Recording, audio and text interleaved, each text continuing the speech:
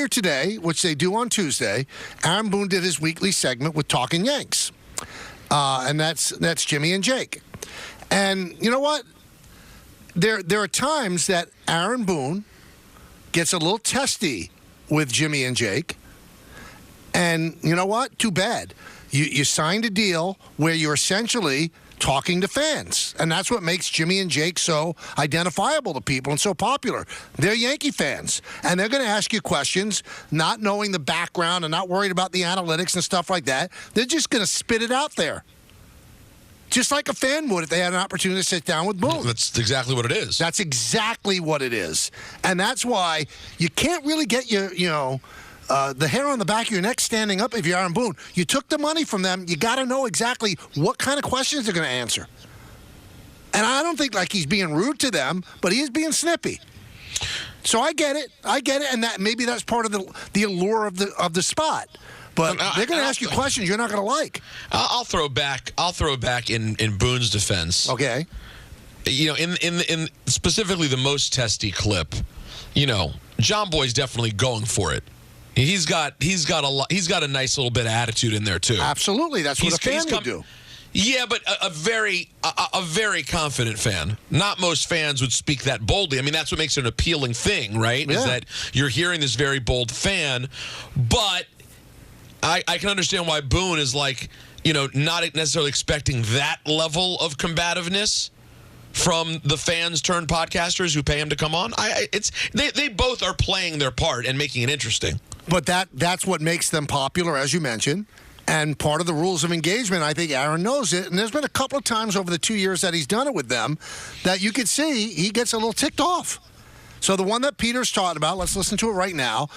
Jimmy, this is Jimmy asking the question about the struggles recently of Anthony Volpe.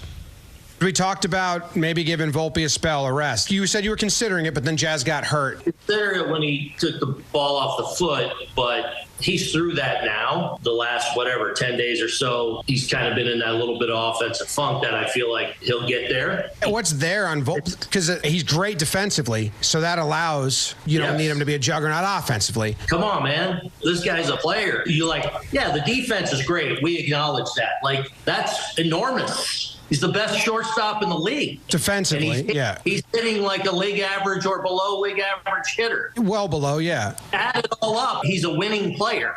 Stop it. I mean, I can say stop it back if I want. I disagree. So has 2 good offensive weeks, and he's a 720 OPS and the best defender in the league. You got yourself a pretty damn good player right there. He's going to get there. It's not linear. It's not just shoot to the moon. Yes, but last year, you ran him the whole year. We were told he got run to the ground, and he was tired. Here he is, last 200, plate appearance 241 on base, 582 OPS. There's definitely a case in there where I could have given him a day here and there, absolutely. But to just have him not in the lineup, next question. Seriously, when you run the team, you can make that call. Interesting. Now, I think the whole Volpe situation is incredibly interesting because he does bring incredible value as a defender. And they don't have another shortstop that even comes close to approximating his Gold Glove level skills at shortstop. So even if he's not hitting, the Yankees feel that he's worth it. But, talk about league average. He's barely league average. He's hitting 247. I think baseball's average is 244. He has 11 home runs. He has 46 ribbies, 680 OPS, which isn't good. And with runners in scoring position, he's hitting 205. And his on-base percentage is under 300. So one of his skills that you really want to take advantage of is his stolen base skill. He's not on base enough. Let me give you other numbers that kind of jump out at you. And I'm an Anthony Volpe fan, okay? So first 62 games of the year, Don and Peter, hit 290. Next 35, he hit 171. Next 16, he hit 353. Last 11, he hit 095. I mean, the swings are astonishing. Now, to make it easier, he's played 124 games, right? The first 62 games, he hit 290. The last 62 games, he's hit 206. So I don't think it's unreasonable to ask what's going on. Now, you can also look at the overall numbers and say, the guy had 209 last year. He's at 247 now. He's a work in progress. He's just 23 years old. As long as he gives you top-flight defense at shortstop, I agree with Boone. You keep running him out there. But you can't just turn a blind eye to the fact that when he's in a slump, he looks totally lost. And when he's red hot, he looks, wow, this guy's going to be just an absolute superstar. But people have to remember, he's just 23 years old. And Joel Sherman called up Brian Cashman today and said, he said, I'm not advocating for it, but would you consider sending Volpe down to the minors just for a reset? And Brian said no. He's too valuable defensively, and we think he's going to be fine offensively. The Yankees are committed to this guy. And this is the first time, Don and Peter, that Yankee fans are starting to murmur a little bit about Volpe. And the only reason is that when he slumps, it's such a long slump. And then when he gets hot, it's equally long. So it's a real ebb and flow of a season. But I thought that Aaron kind of reacted a little bit too angrily for what I thought were legitimate questions. I wouldn't bench him. And Aaron Boone said, all Aaron Boone had to say was, he's a work in progress offensively. He's still above league average. He's a Gold Glove winning shortstop. He's worth more to us in the field than he is on the bench. That's it. I don't know why he got so frustrated with it. I don't think they got overly contentious. Well, they just weren't backing down. The clip's kind of edited, though, isn't it? It's kind of hard to tell exactly where things Well, I mean, left. The only thing that was contentious, Peter, was when something like Boone said, well, calm down. And then Jimmy said, well, I could tell you to calm down. Or stop it or something Stop like it, that. yeah. Well, and then the whole you can make out the lineup. Like I don't like that. I mean, they're agreeing to disagree, and also it wasn't even that as much because he did agree. Maybe I could have given him a day off here or there. Yeah, he agreed. So they weren't really that different. It just I do think he just gets tired of constantly being questioned. Well, he also feels the crux of Boone's argument in that was that he feels that, and again, maybe there's more to the conversation that we didn't hear in our clip, that he feels like the Jomboy guys are downplaying what it is to have a fielder who's that exceptional. Probably.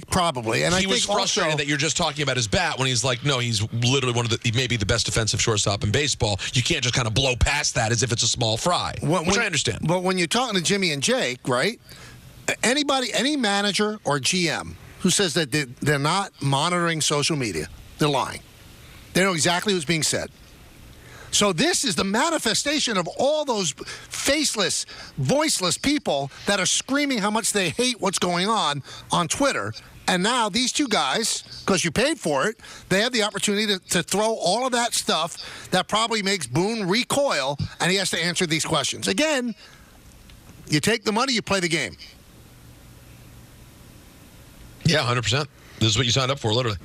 Now, And they I also know asked he's about, what was that? I'm I was sorry. just saying, I know he's in lockstep, as you say, with all the analytics and stuff, but it could also get contentious for him because maybe he realizes these are things that he might speak up to and get shot down when they have the collective argument on whether he should sit. That's an interesting point, too. Because the one thing I hate doing is arguing for somebody else.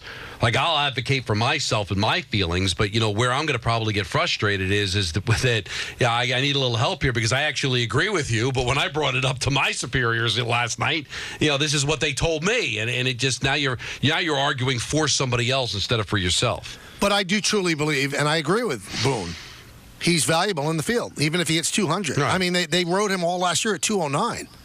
With all the strikeouts and stuff like that, 209 with an under 300 on-base percentage because he won a Gold Glove. He was really good at shortstop. Right. But these are certain luxuries that sometimes you can't have, Michael, when you only have two guys that are hitting. And then the one other guy that could hit can't face lefties because he's a catcher and can't play every day.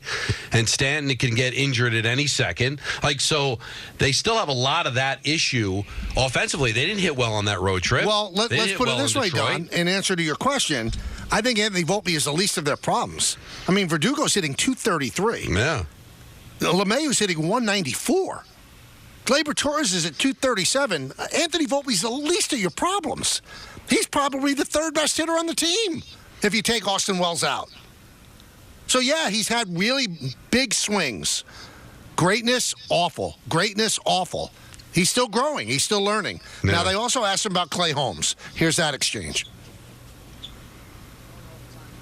Just kind of a bad combination. Besides Volpe, the infield doesn't grade out well this year. You guys are middle of the pack in shifting, and you get beat, and sometimes you get stopped. Ground balls aren't the best recipe for the team, so to have those happening in those moments, it just seems like we're doomed for what you in baseball might consider bad luck. I wouldn't say bad luck, more unfortunate. My point is he's been very consistent all year with what his stuff is, the contact he's generating. We got to help turn some more balls into outs, but we're not a perfect team, okay? But we have the ability to beat anyone, and we got to try our best to do that and put ourselves in the best situations to do that. One thing that I would push back, and you know, the worst nightmare for anybody with these guys is that you've got a situation where they know their stuff. They know all the numbers and stuff like. So you're not just arguing with a fan that doesn't know the analytics. They know the analytics. But you got a guy who's a contact-oriented closer, right? And when you look at that infield, there's one plus defender, Anthony Volpe. Everybody else is not. Right. And it was a little awkward too. It's like I wouldn't say it's bad luck. I just say unfortunate. That's kind of the same thing. Right. Yeah, I didn't understand that line either. Yeah, you put the ball in play and you're average defensively. This is going to happen. You know what I think? If I'm Aaron Boone, what frustrates me the most about having these conversations with the Jomboys of the world is baseball has done this to itself. You guys, you baseball people are so obsessed with stats, more so than any other major sport. It's a different level. I know there are NBA nerds who really dive in that way. It's not my cup of tea. But you're so married to them in baseball that if you're a fan and you know the stats, you really can sort of win an argument.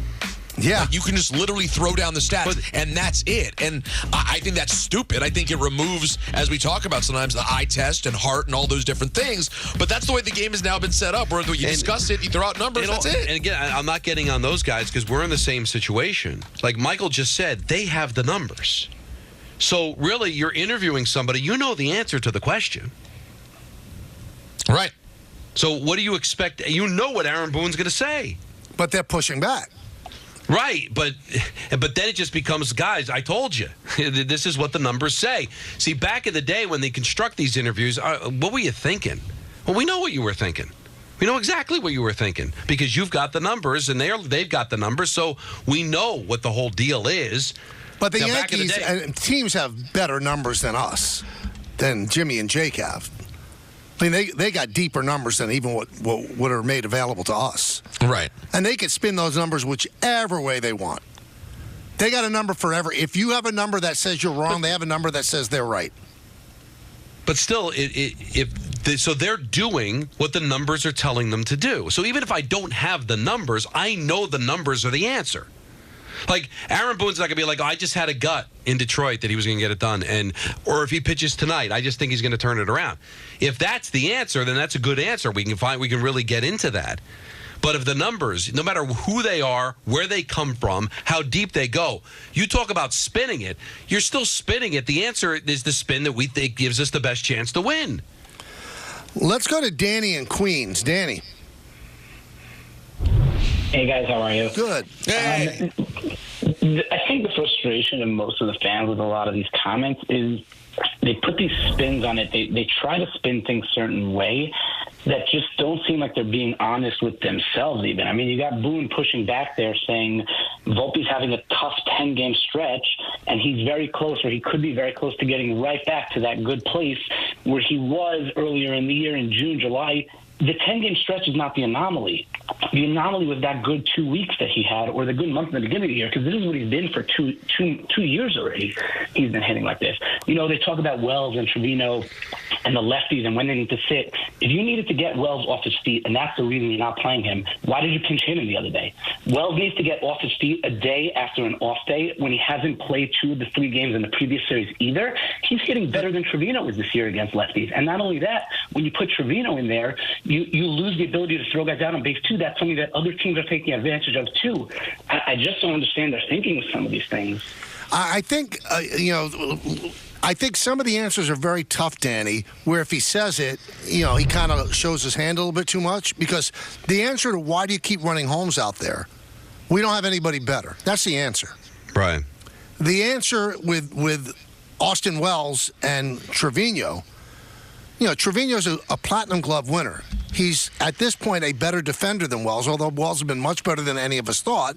And pitchers probably want to pitch to Wells, or they want to pitch to Trevino. So he's not going to say that, but I guarantee you the rest of the way that Garrett Cole is going to pitch to Trevino. So he can't say those things. So he's got to, give you some kind of word salad. But what's interesting to me is, we can spin the numbers any way we want. When I say spin, if I say Peter's spinning something, he's got a motivation behind why he wants that certain number to come out. Isn't the motivation always to give yourself the best chance to win? They're not spinning anything because they're rooting for Holmes to be the closer because he's related to somebody in the organization. There's no ulterior motive here. Right, they think he gives them the best chance. Right, so that's always the answer. But I don't think people want to hear that because they go, he's blown 10 saves. How does he give you the best chance? Because he's better than anybody else out there. Right, because then all it is kind of like sensitivity training. The numbers tell them. This gives them the best chance to win. You may disagree with it, but if it's all about the numbers, clearly they want to win. The Yankees have no other mission but to win the game tonight. So whatever they do, they're doing it for the immediate or the long-term health of the team. So they're not spinning it for any kind of sordid reason. They know the reason. That's the reason they're doing it. But the reason he has to walk a fine line is because sometimes those numbers tell you that a player's not very good. And he doesn't want to have to say that. Let's go to Jack in Medina. What's up, Jack? Hey, Jack. Hi, Mike. Hi, guys. One thing, Peter hit on a great thing. These guys, this Jomboy, whatever they are, they might know the numbers as much as they think they do, as much as Boone. Here's one thing they don't know, unless somebody's telling them. They don't know what Boone knows. Let's say a particular player, he's got some other issue going on in his life or whatever. That plays into what Boone does with him. If he thinks the guy's head's not in the game or whatever, he knows that stuff. These guys on that show don't, which leads to my next question to you, Mike. I know he gets paid, but is Aaron Boone required by Yankee management to go on these shows? Because to me, I'll be honest with you, these guys may know stuff, but they come across as a couple of snobs, kind of. They're trying to get into they're trying to get to him. Well, no, Yankees don't force him to do anything. I think the one thing he has to do is to do his 3-minute pregame on FAN before the game with Susan. But, he's taking the money. That's why he's doing it. He's getting money. And he doesn't have to. And I thought he doesn't have to put up with any of it. And I thought the analytics kind of don't buy into a lot of the things that caller was saying, like mood and what's happening off the field. I don't think a lot of these reasons are him hiding something nefarious back in I think they're just going by the numbers. Right? The analytics don't believe in, you had a divorce, so you're going to have to sit down, or you're having trouble with your girlfriend, or, somebody died in your family. I thought that didn't factor into the analytics.